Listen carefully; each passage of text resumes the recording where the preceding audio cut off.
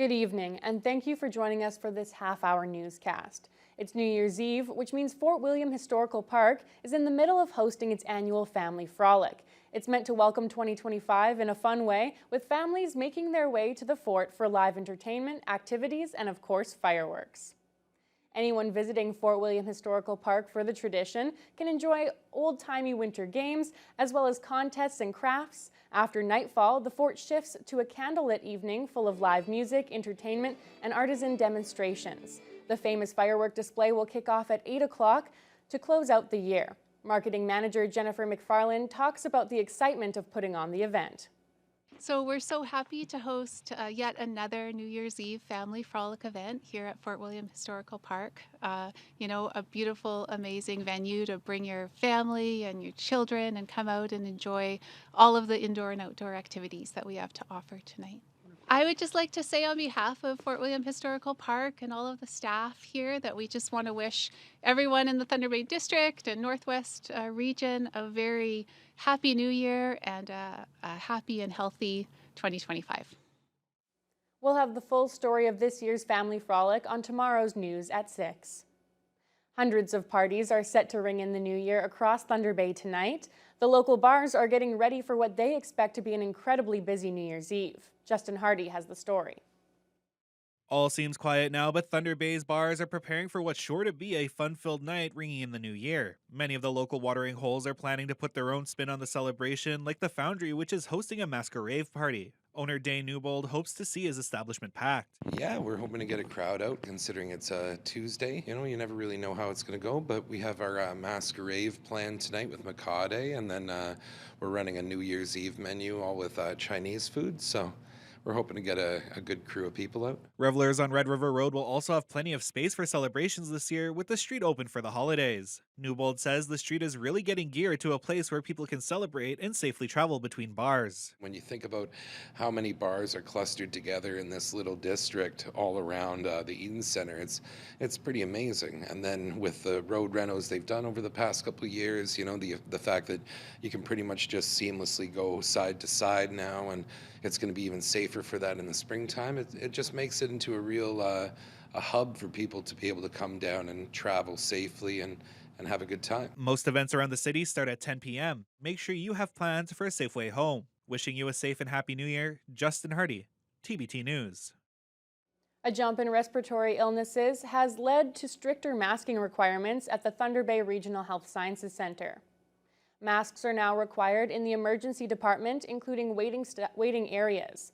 All staff, volunteers, and essential care partners will also have to mask when entering a patient's room. Masks are available at all public entrances of the hospital. Officials are also asking the public to make use of hand sanitizers when at the facility.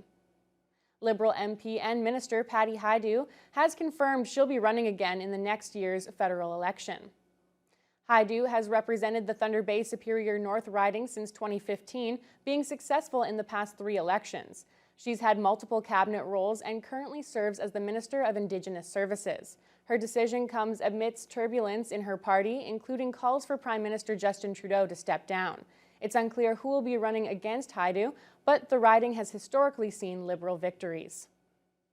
Staying with federal politics, recent Nanos numbers have the Conservatives at a new high and the Liberals slipping further. It comes as there's reports the Quebec Liberal caucus has joined the call for Trudeau to step down. CTV's Rachel Aiello has more. As Canadians wait for Justin Trudeau to make a decision about what his 2025 will look like, new polling shows the federal Liberals slipping further.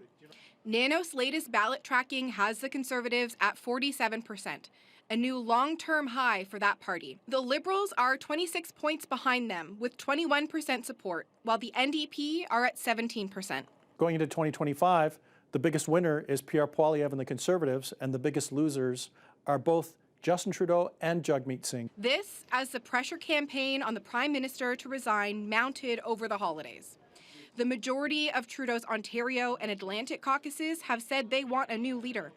And now it appears the Quebec caucus has reached that consensus as well, prompting some Liberal strategists to suggest Trudeau stepping down in 2025 may be an inevitability. The demands that caucus have are quite strong, and there's not really a path forward that the Prime Minister has that doesn't include a resignation. Still in British Columbia and still not addressing the resignation calls, Trudeau today shared the Liberal Party's latest ad campaign that he's not in. I don't want to worry about Poilievre cutting pensions. And said if Poilievre wants an election, the Conservative leader will have to come clean about what he'd cut. The wacko. Striking a different tone, Poilievre taunted top Liberals for being wackos. What happens if they run a government? One prominent Liberal not featured in Poilievre's New Year's Eve video was Mark Carney, who is catching new attention for an op-ed talking about Canadians' desire for change and how they deserve a real choice in 2025. The Liberals are battling, not just internally, they're battling time for a change, which is a massive force right now being led by Pierre Poilievre. Between Trudeau's MPs pushing for a national caucus meeting and chatter about potential timelines for a prorogation and Liberal leadership race, some party insiders are expecting the Prime Minister to address the public early in January.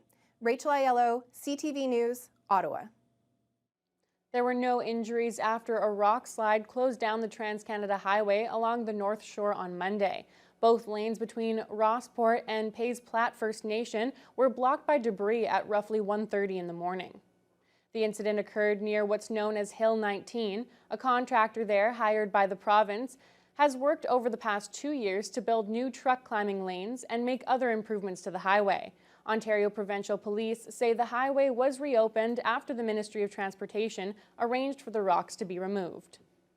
The City of Thunder Bay is considering installing covers on some of the outdoor rinks. The township of Conmee was the first outdoor rink in the Thunder Bay area to get a cover. It's already provided benefits for skaters in that community, and officials say it's also utilized in the warmer months. That site is being used by residents daily. Thunder Bay's manager of parks and open spaces, Corey Halverson, says there's still work to be done before a decision is made. Yes, we actually have a pending report back to council where we were asked to look into these options. So we'll be bringing some information forward on that, some pricing, some concepts for how that might apply to our rink program and what the value it would bring. So nothing in the budget as of yet, but we are looking at it and we'll be exploring it further, and we'll see maybe there's a good fit. The rink covers are beneficial during weather fluctuations and could slow down the melting during warm, sunny days.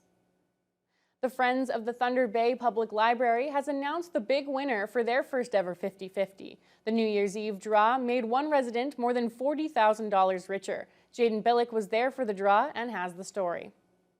The first of many future draws took place in the early hours of New Year's Eve, where the winning number was drawn by members of the Friends of the Thunder Bay Public Library, and officials are hoping to make this a lasting tradition.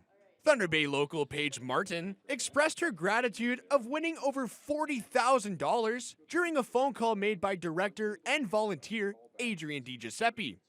And I have to tell you that we really did a good job on this as far as the community is participated. Everyone has really bought in, as you could say, into this new venture. And I can say that we've had 288,000 tickets sold. And we're continuing monthly from now right through. This is not a one and done. We are continuing through to whenever. We don't know when the end will be, but it's been so good so far. We're looking forward to the next months. Anyone in the province purchasing a $10, $20, $50, or $75 ticket package directly supports our local libraries, funding all age programs, services, and essential building improvements that allow these facilities to keep benefiting our community for years to come. CEO of the Thunder Bay Public Library, Dr. Richard Togman, says he expects to see even bigger floats of money up for grabs in 2025.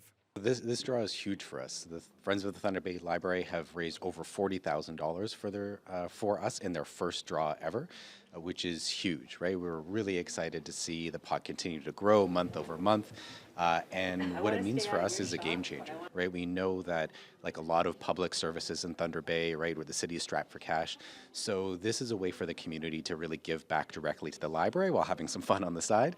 Togman says their partnership with Friends of the Thunder Bay Library is critical, as they have raised over $1 million for our community libraries over past years. This new form of funding will be transformational, And this day has shown his team in a big way that the community wants to support their local libraries. Jaden Billick, TBT News.